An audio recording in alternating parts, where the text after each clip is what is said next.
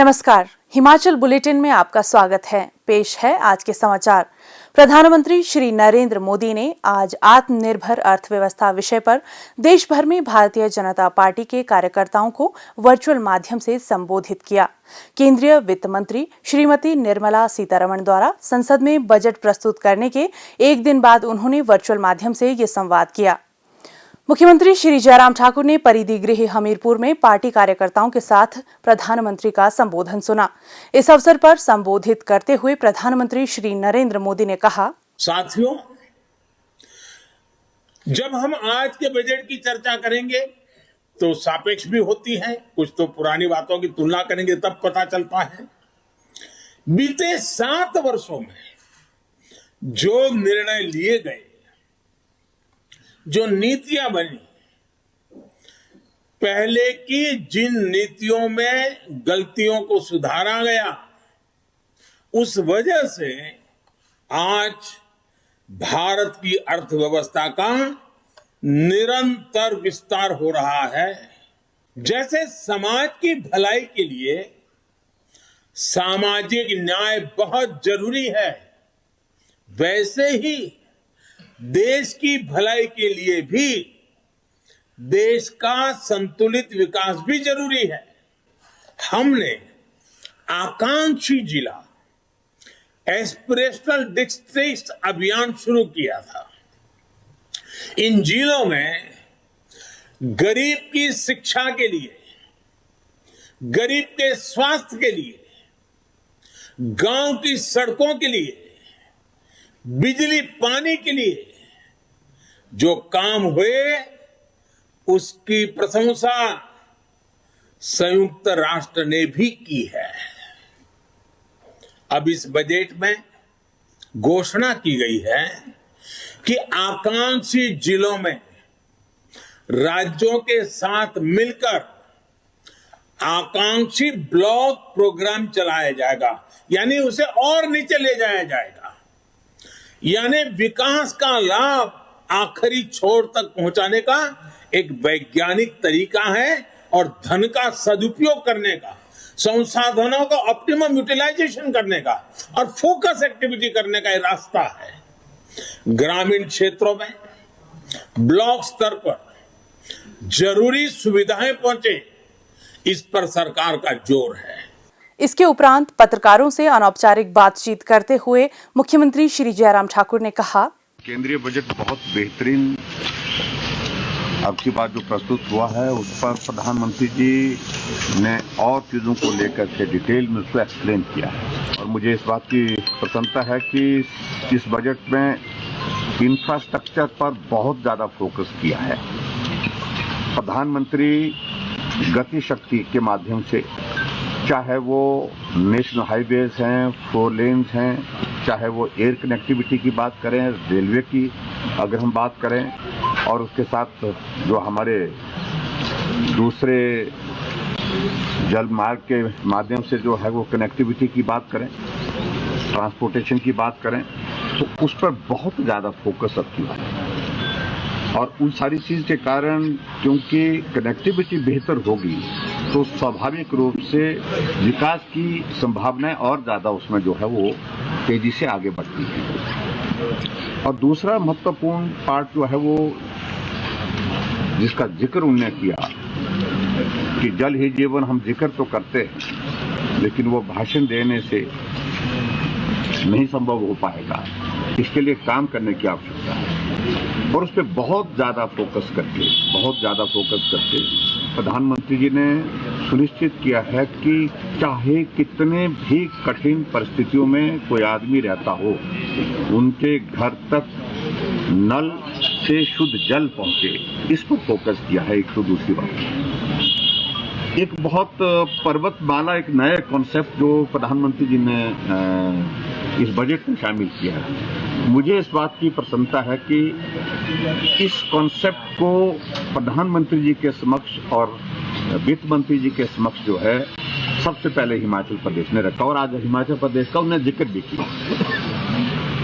क्योंकि एक दिन हम जब रिव्यू में बैठ करके हम बातचीत कर रहे थे, उसमें हमने देखा कि हमारी पंचायतें जो कनेक्टिविटी के बिना है वो कितनी है। हालांकि 100 के कम है, 80 के करीब हमारी पंचायतें हैं जहां पर कनेक्टिविटी की अभी थोड़ी कठिनाई है। पंचायत हेडक्वार्टर नहीं कनेक्ट हो पाए 3615 पंचायतों में।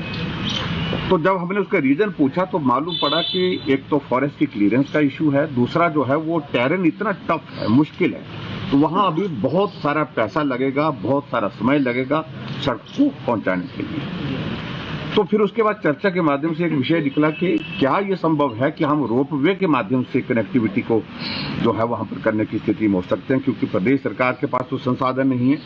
तो हमने तुरंत उस बैठक के बाद प्रधानमंत्री जी को भी लिखा और निर्मला सीतारमण जी को भी लिखा, और दोनों से प्रधानमंत्री जी से मिलने का भी हुआ और फाइनेंस मिनिस्टर से भी हमारा मिलना हुआ। मिल करके हमने आग्रह किया कि इसको बजट प्रोविजन के अंतर्गत केंद्र से डाला जाए। जहां सड़कें नहीं पहुंच रही हैं वहां सड़कें पहुंचाने में सुविधा होगी।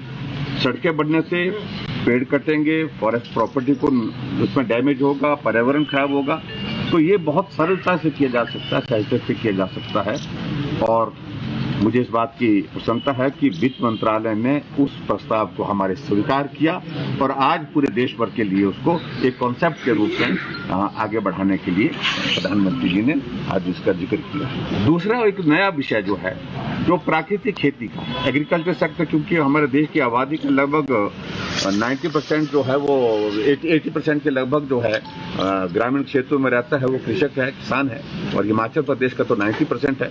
तो ऐसे में किसानों की आय दुगनी करना एक विषय, और दूसरा किसान जो है वो जो रसायन मुक्त जो है भोजन हासिल कर सके, तो इस दिशा में आगे बढ़े। उसमें एक बड़ा कॉन्सेप्ट जो हमने शुरू किया वो शुरू किया उनने, एक कॉरिडोर जो है वो गंगा के साथ लगते हुए जितने भी प्रदेश हैं उसको बनाने के लिए उनने आज उसमें घोषणा की है। इस बजट में उसका प्रावधान किया है 25,000 किलोमीटर लंबा और 10 किलोमीटर चौड़ा कॉरिडोर। ये एक बहुत बड़ा एक कॉन्सेप्ट है। और प्राकृतिक खेती में सबसे पहले अगर किसी प्रदेश ने इसको अपनाया और शुरुआत की, बजट में प्रोविजन किया, तो उसमें हिमाचल पूरे देश भर में। और मुझे इस बात की खुशी है कि इसको आगे बढ़ा करके उनने एक प्रयत्न किया। और उसने सब दूसरा बात है जो प्रधानमंत्री ग्राम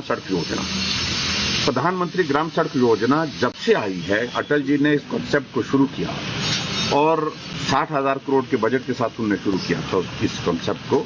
आज मुझे इस बात की प्रसन्नता है, अटल जी हमारे बीच में नहीं है, उनको ये श्रेय जाता है। आज हिमाचल प्रदेश में अस्तित्व में आने के पश्चात टोटल रोड नेटवर्क जो है 38,000 किलोमीटर का है। 38,000 किलोमीटर में से उसमें 50% से 51% से ज्यादा जो है वो सिर्फ पीएमजीएसवाई का कंट्रीब्यूशन है। 51% से ज्यादा कंट्रीब्यूशन सिर्फ प्रधानमंत्री ग्राम सड़क योजना का है। अगर पीएमजीएसवाई नहीं होती तो आज भी मैं इस बात को दावे के साथ कह सकता हूं, लगभग 50% पंचायतें हमारी सड़क की कनेक्टिविटी के बिना होंगी। तो प्रधानमंत्री उस वक्त के अटल जी को ये श्रेय जाता है और आदरणीय प्रधानमंत्री नरेंद्र मोदी जी ने इसको आगे बढ़ाया। और इसमें अब की बार सबसे बड़ी प्रसन्नता की बात है, उसमें जो इंक्रीज की है बजट में 36% इंक्रीज की है। ये एक बहुत बड़ी हमारे लिए खुशी की बात। और हिमाचल जैसे स्टेट के लिए तो पीएमजीएसवाई के माध्यम से जो है वो सड़कों को ऐसे भी गति मिली और उसमें और भी चीजों को लेकर के मिलेगी। मैं यही कहना चाहूंगा कि हिमाचल प्रदेश के लिए ये बजट हमारे लिए बहुत महत्वपूर्ण है जो केंद्र ने प्रस्तुत किया है। और उसमें सबसे बड़ी बात ये है कि जो एक स्पेशल ग्रांट का जो प्रोविजन रहता था वो 10,000 का रहता था, 10,000 करोड़ का रहता था पहले। और स्पेशल असिस्टेंस के लिए जब हम आग्रह करते थे केंद्र के पक्ष, तो उसमें बहुत बड़ी कठिनाई आती थी मिलने की। उसको 10 टाइम्स इंक्रीज किया है, 10,000 करोड़ से उसको 1,00,000 करोड़ किया गया। और 1,00,000 करोड़ का मतलब है कि बहुत सारे प्रदेशों को सीधे तौर पर जो प्रोजेक्ट जो बना करके तैयार करने हैं उसमें वो सहयोग मिलेगा।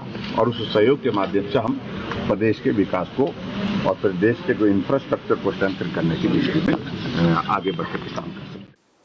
मुख्यमंत्री श्री जयराम ठाकुर ने आज डॉक्टर राधाकृष्णन राजकीय चिकित्सा महाविद्यालय हमीरपुर के पैथोलॉजी विभाग में 84,20,000 रुपए की लागत से स्थापित हिस्टोपैथोलॉजी प्रयोगशाला का लोकार्पण किया। उन्होंने बायोकेमिस्ट्री विभाग में 15 लाख रुपए की लागत से स्थापित ऑटोमेटेड बायोकेमिस्ट्री एनालाइजर का लोकार्पण भी किया। इस सुविधा से 1 घंटे में 360 फोटोमेट्रिक जांच तथा कोविड-19 मरीजों के बायोकेमिस्ट्री टेस्ट भी किए जा सकेंगे। मुख्यमंत्री ने राष्ट्रीय स्वास्थ्य मिशन के राष्ट्रीय दृष्टिहीनता नियंत्रण कार्यक्रम के तहत चिकित्सा महाविद्यालय के नेत्र विज्ञान विभाग में नेत्रदान केंद्र का शुभारंभ भी किया।